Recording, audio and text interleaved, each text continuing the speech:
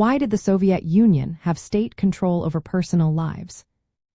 Imagine living in a society where every choice you make, from your job to your hobbies, is watched and guided by the government. That's what life was like in the Soviet Union. The government believed controlling personal lives was necessary to build a true socialist society.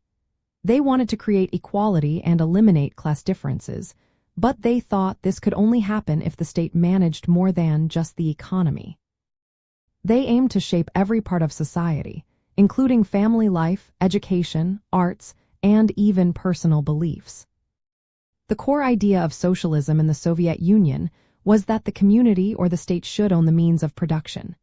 This meant factories, farms, and resources were all owned by the government. But it didn't stop there. The government also wanted to control social norms and cultural expression.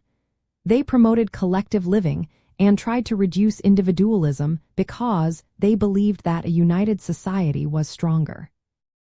To do this, they monitored and regulated what people could say, read, or watch. The government used many tools to keep control. They owned most industries, so they decided where people worked and how resources were used. They also influenced family structures and social roles, promoting gender equality in theory. But in practice, family life was often affected by government policies. For example, they encouraged communal living and collective farms, which meant people shared housing and work.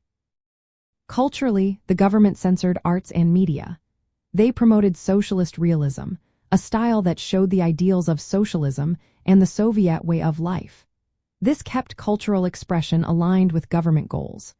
Politically, the Communist Party was the only legal party, and dissent was not tolerated. People had limited freedom to express opinions or participate in politics outside the party. From the socialist point of view, this control was seen as a way to ensure fairness.